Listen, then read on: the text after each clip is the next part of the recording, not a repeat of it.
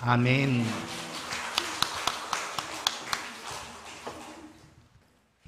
우리 함께 인사 나누십시다. 하나님은 당신을 사랑하십니다. 내겐 주밖에 없습니다 라는 제목으로 말씀을 함께 나누겠습니다. 인생에는 연습이 없다고들 말합니다. 사실 인생의 모든 연습은 연습이 아니라 그 인생 그대로입니다. 신앙의 삶에서도 마찬가지입니다.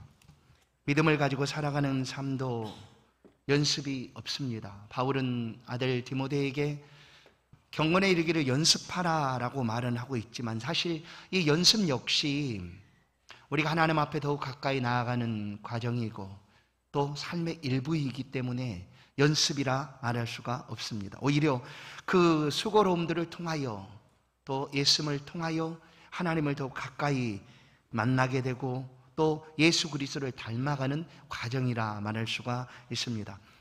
성도의 삶에 끊임없이 이와 같은 경건에 이르기를 학습하고 또 배우고 나아가는 것은 예수 닮고자 함입니다. 예수 닮고자 함, 곧 나는 죽고 예수로 살아가고자 함입니다.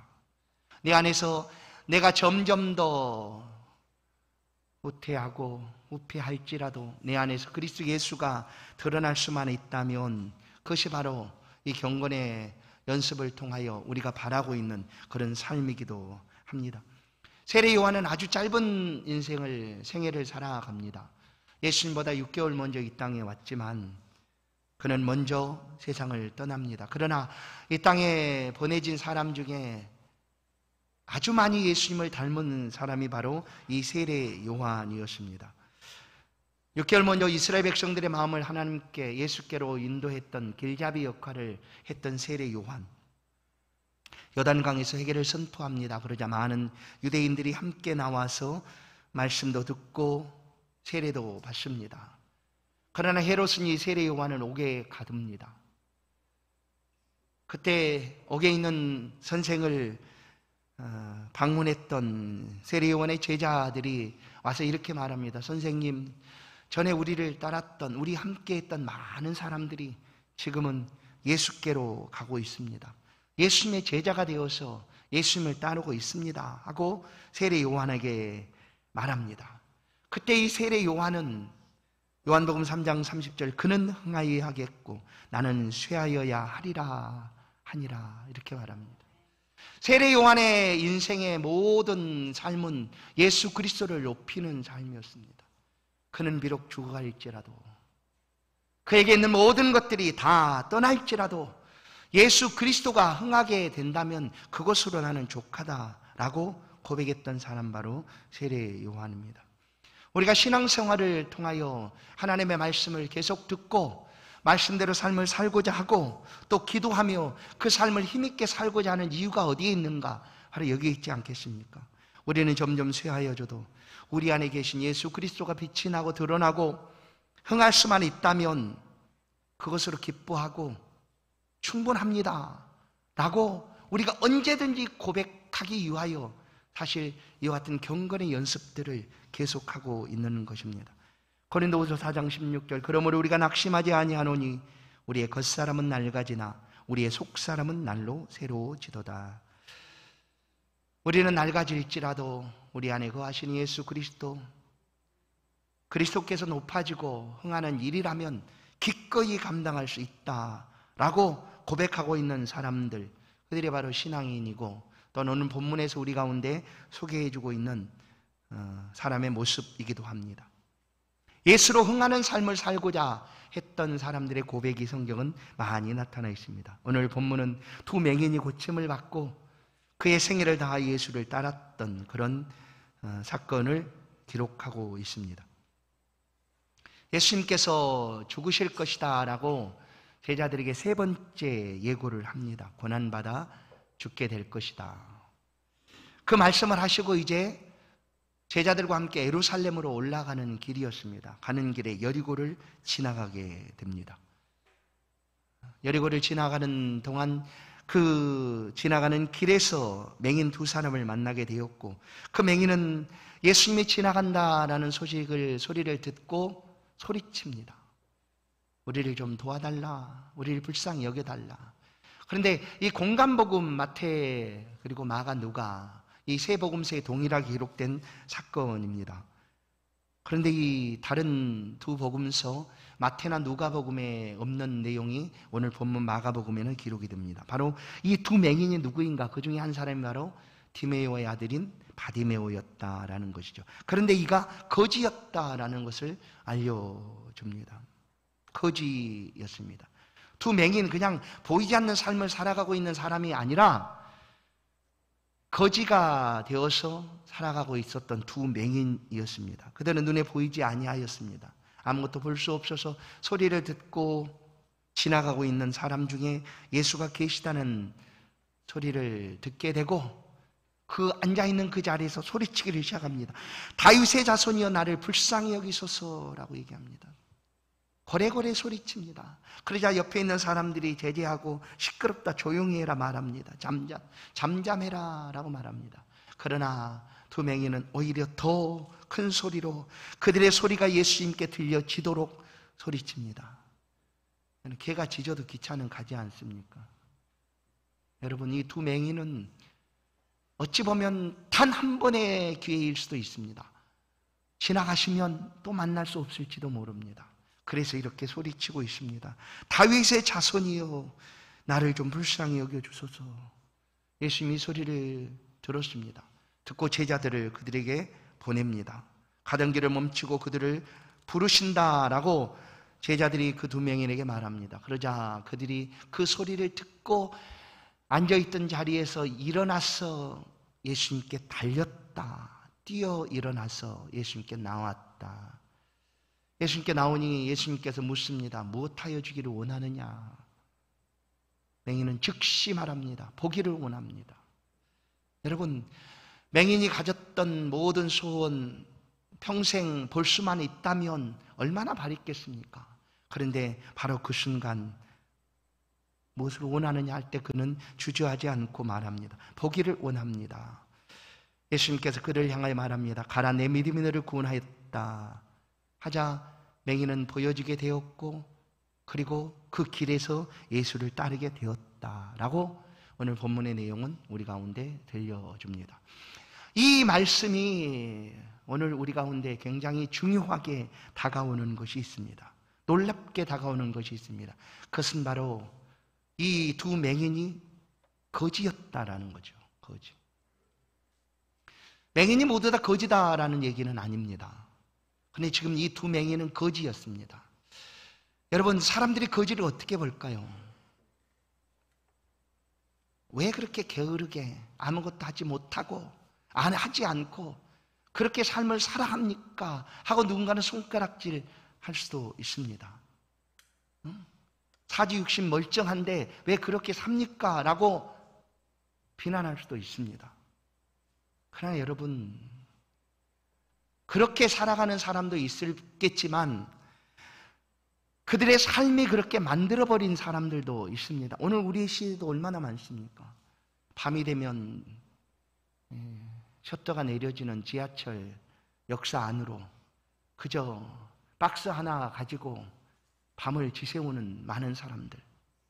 우리가 볼 때 거지라고 말할 수 있지 않습니까? 그걸 하는 사람처럼 보여지지 않습니까?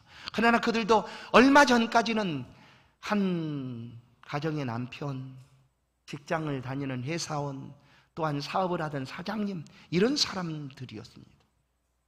그러나 원치 않게 이와 같은 어려움들을 만나서 그런 자리에 놓이게 된 것이죠. 이 두 맹인 역시 마찬가지였을 것입니다. 그들이 할 수 있는 것, 그 시대에 아무것도 없어서 그냥 겉옷을 걸치고 거리에 주저앉아 구걸하는 것이 그들의 삶이 되었습니다. 그러나 이 말씀이 우리 가운데 너무나 중요하게 다가오는 것은 거지에게도 상황이 어떠하든지 이와 같은 많은 사람들의 손가락질을 받고 또 비난을 받을지라도 그들에게도 예수가 필요하다라는 거예요. 예수는 모든 사람들에게 필요합니다. 거지에게도 필요합니다. 우리는 사람의 예물을 보고 또 그들의 삶의 정도를 보고 그 사람의 영혼을 평가하지 않습니다. 절대 그럴 수 없죠. 그런데 그렇게 합니다. 저 사람은 번듯한 옷을 입고 좋은 삶을 살아가니 하고 그 사람의 영혼은 좀 더 귀한 영혼처럼 생각을 합니다. 그러나 하찮아 보이고 그냥 아무것도 아닌 것 같은 그런 사람의 영혼은 그렇게 귀하게 보지 않는다는 거예요. 그러나 하나님 말씀합니다. 이 말씀을 통하여 모든 영혼은 동일하다라는 거예요. 모든 영혼은 귀하다. 모든 영혼은 귀합니다. 이 땅에 사람으로 출생한 모든 영혼은 하나님의 모양과 형상으로 태어난 사람이고 하나님의 그 영혼을 너무나 귀하고 소중하게 여기신다라는 것입니다. 그래서 오늘 이 말씀이 중요합니다. 귀합니다. 거지, 그냥 누군가에게 하찮게 여겨지는 사람쯤으로 보여질 수도 있습니다. 그런데 이와 같은 사람 두 맹인이 어떻게 그들의 삶에서 내겐 주님밖에 없습니다 라고 고백하고 가장 멋있는 삶을 살아가고 있는가 하는 거예요. 오늘 두 맹인이 보여주고 있는 삶의 고백들을 우리가 볼 수가 있습니다. 우리가 살아가면서 열심히 노력하고 수고하고 또 공부하고 또 땀을 흘려 소득을 얻는 이유가 무엇일까요? 우리의 삶에 많은 선택을 갖고자 함입니다. 좋은 선택들을 하기 위해서 필요한 것들을 준비하는 것이죠. 좋은 선택지를 많이 가지고 있다는 것은 아주 행복한 일일 수 있습니다. 그렇죠. 우리 신앙의 삶에서 우리 영혼을 하나님 앞에 살아가는 우리 영적인 삶에서 과연 선택지가 많은 것이 좋을까? 그것은 그렇지 않습니다. 오직 예수여야 합니다. 오직 예수만이 우리의 생명의 주인이시고 예수 그리스도 안에 있을 때 우리는 참 평안과 쉼을 얻을 수가 있습니다. 수고하고 무거운 짐진 자들아 다 내게로 오라. 내가 너희를 쉬게 하리라. 오직 예수만이 우리 가운데 쉼을 주실 수 있는 분입니다. 그래서 우리의 영혼의 선택지는 오직 한 분이어야 합니다. 예수 그리스도입니다. 이 두 맹인이 오늘 그와 같은 삶의 모습을 우리 가운데 보여줍니다. 예수님께서 누가복음 16장에서 이런 말씀을 하시죠. 하인이 두 주인을 섬길 수 없나니 혹 이를 미워하고 저를 사랑하거나 혹 이를 중히 여기고 저를 경히 여길 것임이니라. 너희는 하나님과 재물을 겸하여 섬길 수 없느니라. 맞습니다. 우리의 삶에서 하나님과 재물을 겸하여 섬길 수 없습니다. 재물이 더 커져버리면 하나님이 작아집니다. 그래서 성경은 돈을 사랑하면 일만하기 뿌리가 된다라고까지 말씀을 합니다. 세상은 이 재물과 물질, 돈이 만mon처럼 우상처럼 여겨지고 있다 할지라도 우리는 오직 예수 그리스도만이 우리의 소망이요 우리의 주가 되신다라는 고백을 하고 주 앞에 있는 것입니다. 두 맹인이 보여주고 있는 삶이 바로 이런 삶입니다. 내겐 주밖에 없습니다. 예수님밖에 없습니다. 예수님밖에. 하루하루 구걸하여 얻어진 그 소득 가지고 살 수도 있습니다. 모두 다 그렇게 사는 거야 하고 그렇게 살아갈 수도 있습니다. 그러나 이 두 맹인은 그 삶의 자리에서 그가 들었던 그 소리들을 가지고 예수 그리스도를 기대하고 소망하고 바라보게 됩니다. 예수님 마태복음 5장에서 심령이 가난한 자는 복이 있나니라고 말씀합니다. 심령이 가난한 자. 아니, 가진 것이 모두 다 풍성하고 많은 소득을 가지고 있으면 가난할 필요가 없지 않습니까? 그러나 우리의 심령은 그런 것으로 채워지는 것이 아닙니다. 하나님이 허락하시는 우리의 영혼은 많은 소유를 가졌다 할지라도 채워지는 것이 아니라는 거예요. 하나님으로 채워져야지만 그 가난한 심령이 부유하게 되는 겁니다. 심령이 가난하다는 것은 여전히 내게는 하나님이 필요합니다. 여전히 내게는 예수 그리스도가 필요합니다. 그런 간절한 마음이죠. 그 마음 속에 주님이 만나주시고 풍성함으로 다가오시는 것입니다. 오늘 이 두 맹인은 지금 물론 그가 거지였으니 가진 것도 없죠. 그러나 지금 예수 그리스도가 없음을 인하여 소리치고 있는 모습을 보게 됩니다. 다윗의 자손 예수여 우리를 불쌍히 여기소서. 모든 유대인들은 메시아가 올 것이라는 메시아 대망 사상을 가지고 있었는데, 물론 예수님 오실 그 무렵에도 마찬가지죠. 왜냐하면 구약 말라기 선지자 이후에 약 400년 동안 하나님의 음성도 들려지지 않고 선지자도 나타나지도 않았는데, 어느 날 세례 요한이 요단강 세례를 베풀고 하나님의 말씀을 선포하니 그가 메시아가 아닌가, 사람들은 다 몰려갔습니다. 바로 그 뒤에 오시는 그분, 예수 그리스도죠. 그분이 메시아였습니다. 그러나 모든 사람들은 그 당시에 메시아를 기다리고 있었다. 그러니 이 두 맹인도 유대인이었습니다. 그러니 오실 메시아를 기다리지 않겠습니까? 근데 그는 직접 눈을 떠서 볼 수도 없고 마음대로 원하는 대로 찾아갈 수도 없고 그저 소리만 듣습니다. 아, 예수라는 분이 와서 고쳤다더라. 죽은 자도 살렸다더라. 병든 자를 다 고쳐주시고 또한 귀신도 내어 쫓았다더라 하는 그런 소리를 길에 앉아서 지나가는 사람들이 하는 이야기들을 듣습니다. 그가 바로 예수다. 예수다. 그래 어느 날 여리고에 동일하게 앉아있던 그 앞으로 사람들의 웅성거림이 지나가고 그곳에 예수가 지나간다는 소식을 듣게 됩니다. 그래서 이 두 맹인은 소리치게 된 것이며, 다윗의 자손 예수여. 여러분, 예수님은 다윗의 자손으로 오셔야 했습니다. 그것이 약속이니까. 다윗의 자손이 아니고서는 그리스도가 될 수가 없습니다. 그래서 다윗의 자손 예수여 하는 것은 그리스도시여 하는 표현과도 같습니다. 우리가 기다리는 메시아시군요 하는 고백인 것입니다. 이 두 맹인이 소리치게 된 것입니다. 다윗의 자손 예수여, 우리를 좀 불쌍히 여겨주세요 하고 고백하고 있는 모습입니다. 이것은 예수 그리스도에 대한 확신이었습니다. 그가 직접 눈을 뜨고 본 적도 아닙니다. 말씀을 들어본 것도 없습니다. 그러나 그저 들었습니다. 소문만 들었죠. 여러분, 오늘 우리에게 믿음이 어떻게 다가왔습니까? 말씀을 들음으로죠. 어떤 말씀입니까? 예수 믿으세요 하는 말씀, 복음입니다. 복음.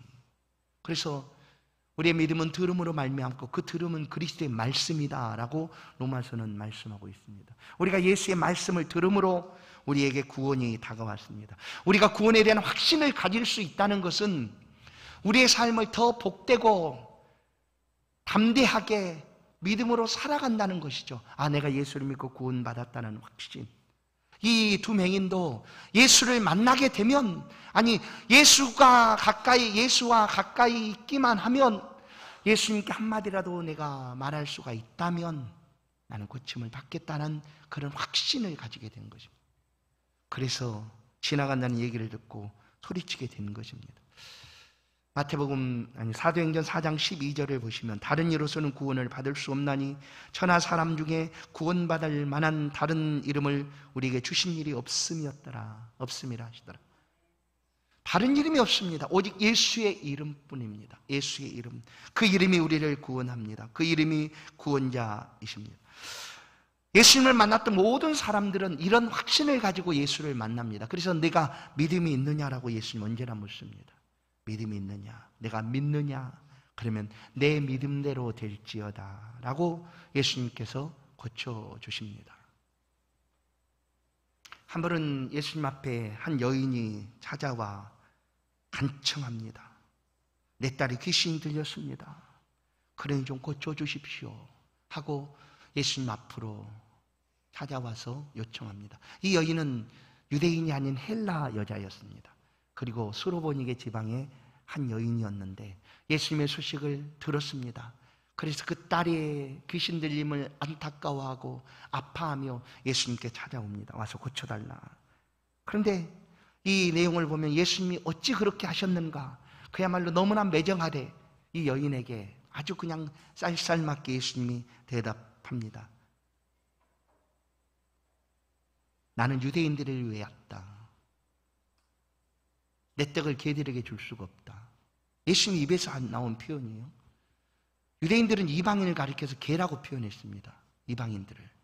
근데 예수님께서도 그렇게 표현을 하고 있는 거예요. 떡을 취하여 개에게 줄 수가 없다. 그러니 너는 개다라는 거잖아요. 모든 유대인들이 가졌던 사고처럼. 아니, 예수님께서 그렇게 하셨단 말이죠. 그러면 이 여인이 예수님께 나왔을 때 그 예수님은 고쳐주실 거야 하고 했던 그런 마음이 무너지지 않겠습니까? 예수님도 똑같구나. 유대인인 예수님도 똑같네. 나를 개처럼 여기는 거 보니까 하고 실망하지 않겠습니까? 근데 왜 그렇게 하셨을까? 여러분, 때로 우리의 삶의 기도가 응답이 늦어지고 또 하나님이 나를 잊으신 것처럼 여겨지는 삶이 우리 가운데 다가올 수도 있습니다. 하나님이 안 계셔서 그런 것이 아니라, 예수 그리스도께서 우리를 몰라서 그런 것이 아니라 때로는 달아보시는 시간일 수도 있습니다. 너 믿음이 있느냐? 정말로 나를 향한 믿음이 너한테 정말 있느냐? 내가 너의 전부인 것, 너에게 내가 나밖에 없다는 사실을 네가 확실하게 믿고 있느냐 하는 것을 달아보는 순간일 수도 있습니다. 이 여인에게 개라고 말하자 여인은 주저하지 않고 그 앞에서 소리칩니다. 맞습니다. 옳습니다. 나는 그런 사람입니다. 그러나 개들도 주인의 상에서 떨어지는 부스러기는 먹지 않습니까? 난 많은 것 원하지 않습니다. 그저 부스러기라도 던져주시면 내가 그거라도 먹습니다 하는 마음으로 예수님 앞에 간구합니다. 그것이 그 여인의 믿음이었습니다. 여러분, 믿음입니다. 믿음. 예수 그리스도를 향한 믿음이 그 여인의 딸을 고쳐냅니다. 예수님이 들으시고 돌아가라, 내 딸이 고침을 받았다 해서 여인의 딸은 고침을 받게 됩니다. 여러분, 우리가 예수를 믿고 신앙생활을 하는 동안 말씀을 자꾸 듣고 그 말씀대로 삶을 살고자 우리의 삶을 기도하며 애쓰며 살아가는 이유가 무엇입니까? 그것은 어떤 순간, 어떤 환경, 어떤 시간에도 내게는 주님밖에 없습니다라는 것을 내 스스로 확신하고자 함입니다. 왜냐하면 우리는 쉽게 잊어버리거든요. 어려움이 만나거나 또한 어려움뿐만 아니라 더 좋은 일이 우리 가운데 왕창 다가와도 너무나 좋아서 잊어버릴 수도 있어요.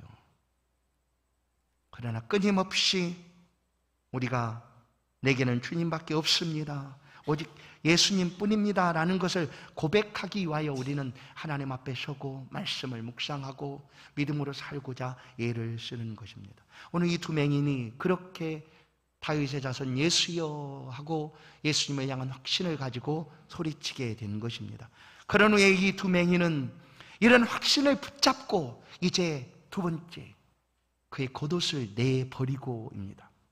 겉옷을 벗어버리고, 겉옷을 살포시 걷어서 그냥 이렇게 개켜서 한쪽에 두고 간 것이 아니에요. 그냥 벗어내버리고입니다. 50절을 보시면 맹인이 겉옷을 내버리고 뛰어 일어나 예수께 나아오거늘. 여러분, 맹인들이 길을 갈 때 그 길을 안내해주는 지팡이 있지 않습니까? 한 걸음 한 걸음 톡톡 두들기면서 가죠. 안 보이니까. 근데 우리 맹인은 그 자리에서 그냥 벌떡 일어납니다. 그리고 향방 예수가 어디 있는지 소리를 듣고 그 방향을 향하여 뛰어갔겠죠. 그런데 그 과정에서 그가 걸치고 있던 겉옷을 그냥 벗어진 것이 아니라 그가 스스로 내어버렸다라는 거예요. 내버렸다라는 겉옷. 그러나 이 맹인에게 이 겉옷은 굉장히 중요한 그의 삶의 일부였습니다. 왜냐하면 이 겉옷을 입고 추위와 더위도 견디고, 그리고 그 자리에 앉아 있으므로 그 겉옷 때문에 저 거지구나 하며 알아보고 사람들에게 구걸을 할 수가 있게 된 것이죠. 이 겉옷은 굉장히 중요한 의미를 그에게 가지고 있는 것이었습니다. 그런데 그는 더 이상 필요치가 않았다는 거예요. 무엇 때문에? 예수 그리스도면 충분하다라는 것 아니겠습니까? 예수님이 우리를 부르셨구나 하고 예수님 앞에 나아갈 때에 그것은 더 이상 필요치가 않았습니다. 그래서 내버렸다라는 표현을 쓰고 있는 것이죠. 어찌 보면 우리의 삶에서도 예수님으로 충분한데 다른 것으로 너무나 많이 채워가려고 하고, 때로는 그래서 그것이 짐이 되어서 예수님을 따르는데 힘들지도 모릅니다. 이 거지의 겉옷은 자기를 보호해 주는 것이었기도 했지만 때로는 무거운 짐이었기도 했습니다. 그런데 이것들을 다 내어버립니다. 예수님을 향한 확신을 가지고 예수님께 달려갈 때 이것은 더 이상 필요치가 않았다라는 것입니다. 성도 여러분, 오늘 우리를 누군가가 알아줄 때에 우리의 무엇을 보고 알아줄까요? 저 사람 번듯하게 옷을 입고 있으니 저 사람은 그런 사람이야. 저 사람은 아주 사장님이야. 저 사람은 회사를 잘 다니는 사람이야. 하는 것으로 그렇게 보여지고 있는 것들이 있습니까? 그것들이 다 사라지고 없어지면 그들이 우리를 어떻게 바라볼까요? 어떻게? 여러분, 그것으로 우리가 보여지고 당신은 그것이 있으니까 그런 사람이야 라고 인정해 주지 않는다 할지라도, 이런 것들이 우리 가운데 다 사라지고 없어진다 할지라도, 그래도 우리는 여전히 하나님의 사람이고 그리스도 예수는 우리의 주가 되신다. 그게 바로 내게는 주밖에 없습니다. 이전에는 내가 이런 것들 때문에 내가 납니다라고 이렇게 보여줬다면 이제 그게 필요치 않습니다. 내게 계신 예수 그리스도, 그 전부, 그런 것들이 없어져도, 아무것도 없어져도, 누가 알아주지 못해도 그래도 나는 여전히 예수의 사람이고 하나님 기뻐하시는 하나님의 사람입니다 라고 우리 스스로 확신하게 된다라는 거예요. 그게 바로 내겐 주밖에 없습니다라는 고백입니다. 예수님으로 충분합니다.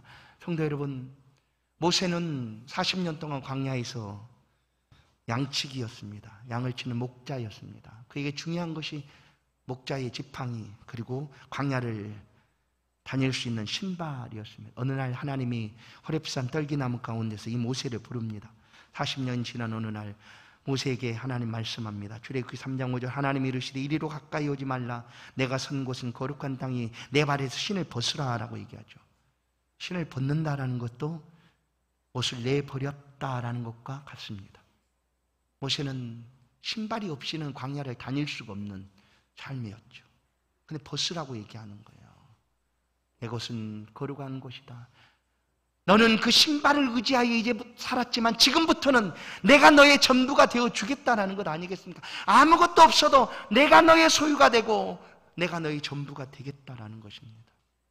그러니까 예수, 내게 주밖에 없습니다 하는 그 순간 하나님께서는 우리의 모두가 모든 것이 되어주시고 우리의 필요를 채워주시는 하나님이시다 라는 것입니다. 예수님의 제자들이 예수님 앞에 부름받은 순간 갈릴리 바닷가를 지나다니다 어부들을 보게 됩니다. 어부들이 예수님을 만났고 예수님께서 그들을 부르십니다. 나를 따라오너라. 마태복음 4장 19절, 내가 너희를 사람을 낚는 어부되게 하리라 하시니 그들이 곧 그물을 버려두고, 그물을 가져야지 어부구나, 배가 있어야지 어부구나 할 것인데 그것들 다 버렸어요. 제자들은 그냥, 그리고 예수로 살아갔어요. 버렸다는 거예요. 여러분, 우리가 예수를 믿는 삶에 내 것을 다 내려놓고 버렸다라고 우리가 여기면 그러면 어떻게 아무것도 없네. 아닙니다. 하나님은요, 버린 후에 채워가시는 하나님이에요. 하나님의 것으로 채워주시는 거예요. 그전엔 내 것으로 내가 가득 차고 있어도 누가복음 18장 그 어리석은 부자처럼 그것은 다 없어질 것이었지만 내 것을 버리고 하나님께 손 내밀면 빈손 들고 옵니다 하고 주 앞에 엎드리면 그 빈손 속에 하나님이 채워주신다라는, 그때로부터는 이제 하나님의 것으로 채워져 가는 것입니다. 사라지거나 없어지지 아니하는 것으로. 예수님은 내가 와서, 내가 온 것은 양으로 꼴을 얻되 더 풍성케 하기 위함이다 라는 거예요. 그리스도 안에서 풍성한 은혜가 더 넘쳐나게 될 것을 우리는 분명히 믿습니다. 그러니 먼저 버리셔야 합니다. 이 맹인 두 사람은 버렸으면 그동안 그가 붙들고 있었던 겉옷, 이것이 없으면 그 자리에 나올 수도 없고, 이것이 없으면 사람들이 그에게 구걸도 주지도 않는데 그것을 다 버렸어요. 다 내버리고, 그러나 하나님께서 그들을 채워주십니다. 히브리서 12장 1절, 이러므로 우리에게 구름같이 둘러싼 허다한 증인들이 있으니 모든 무거운 것과 얽매이기 쉬운 죄를 벗어버리고 라고 얘기하죠. 그냥 모든 무거운 것, 얽매이기 쉬운 것들, 여러분 죄뿐만 아니라 우리가 예수를 따를 때 얽매이기 쉬운 것들이 우리 안에 있습니다. 그것들을 벗어버려야 합니다. 그것이 내겐 주밖에 없습니다라는 고백입니다.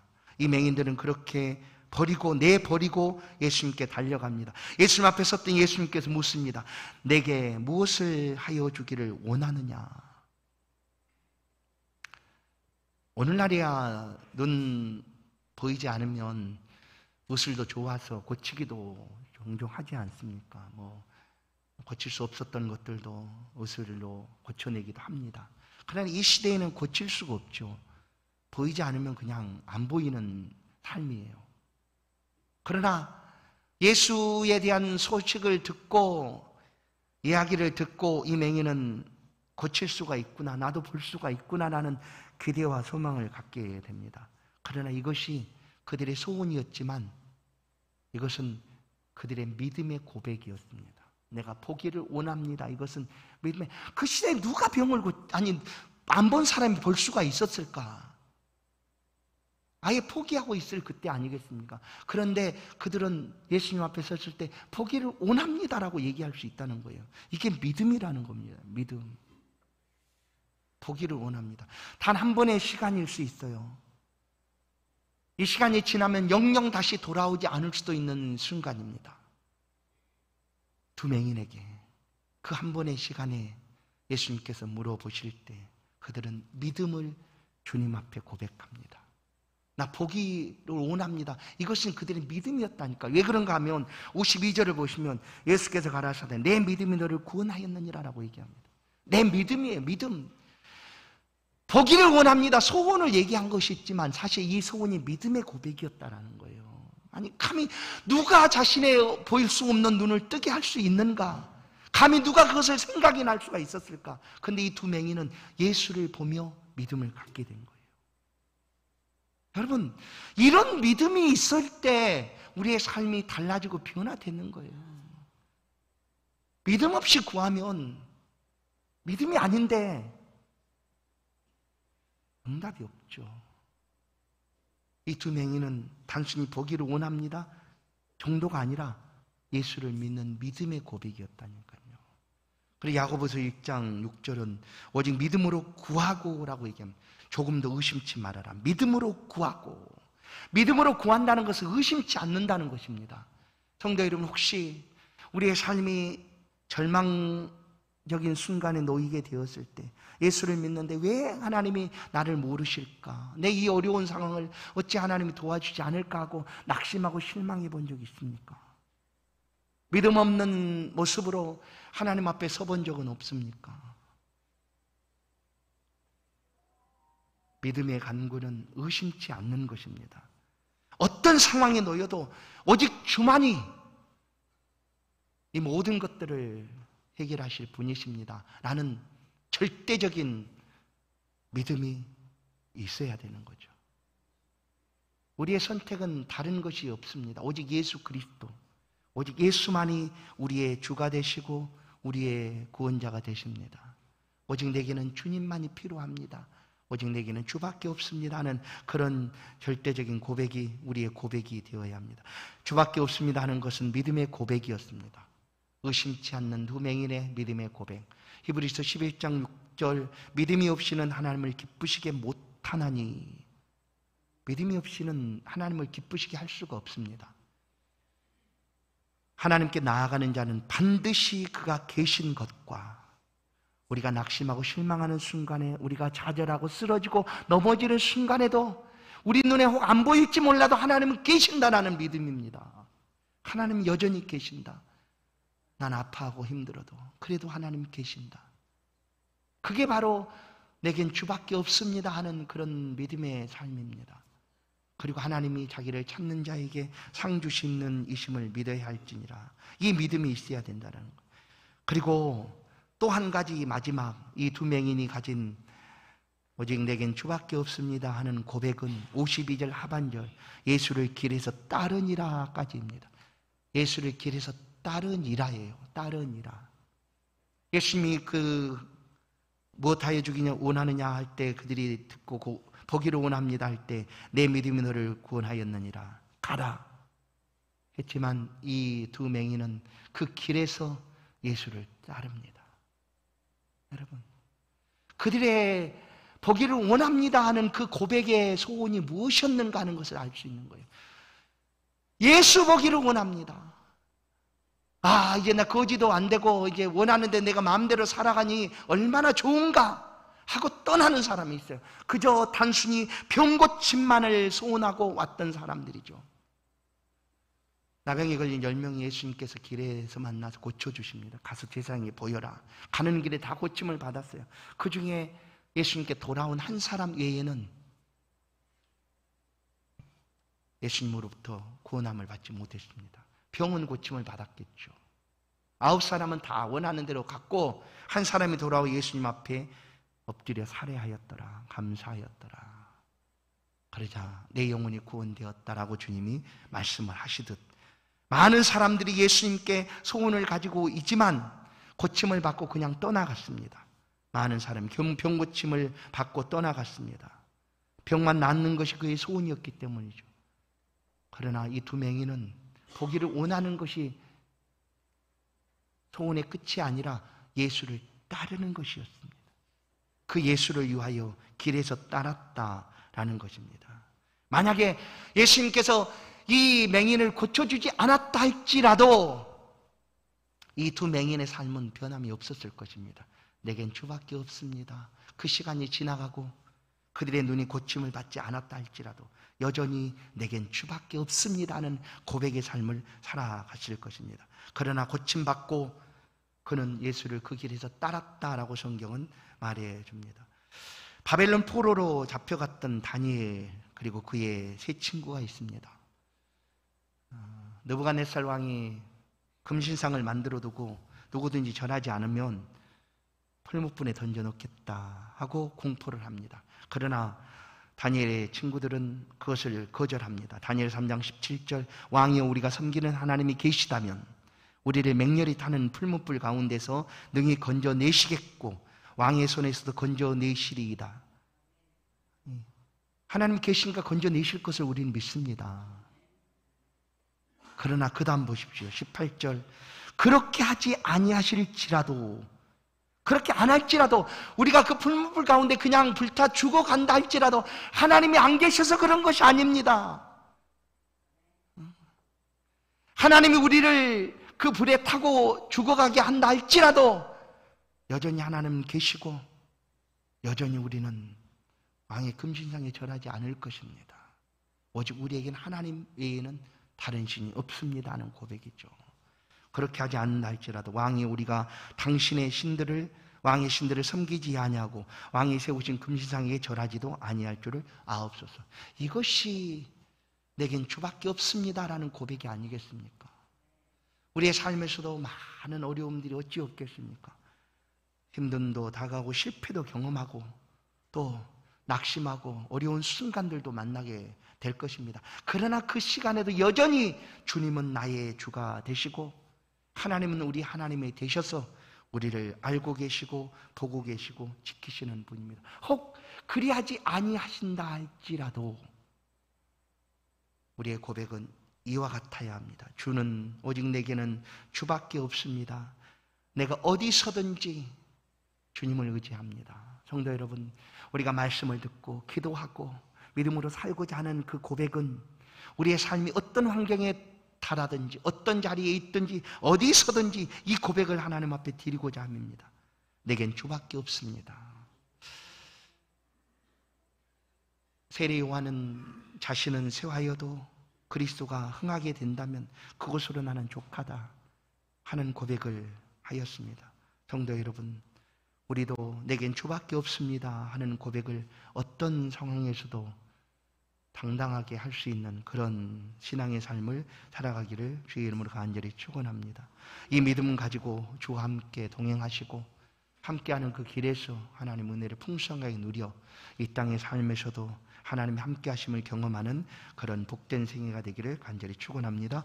하나님 감사합니다. 좋으신 하나님, 우리를 도우사 주 앞에 한 걸음 한 걸음 더 가까이 나아갈 수 있도록 어떤 상황에서도 우리가 기쁠 때든지 슬플 때든지 좋을 때든지 나쁠 때든지 성공할 때든지 실패할 때든지 상관치 않고 오직 내게는 주밖에 없습니다 고백하며 살아가오니 우리의 삶의 앞길을 친히 인도하여 주시고 우리를 통하여 영광을 받아 주옵소서. 주 앞에 있는 모든 백성들의 삶에 주의 성령의 은총을 날마다 덧입혀 주시고 삶의 자리에서 늘 승리할 수 있도록 은혜를 베풀어 주옵소서. 예수 그리스도의 이름으로 기도하옵나이다. 아멘. 찬송 453장입니다. 귀한 예물을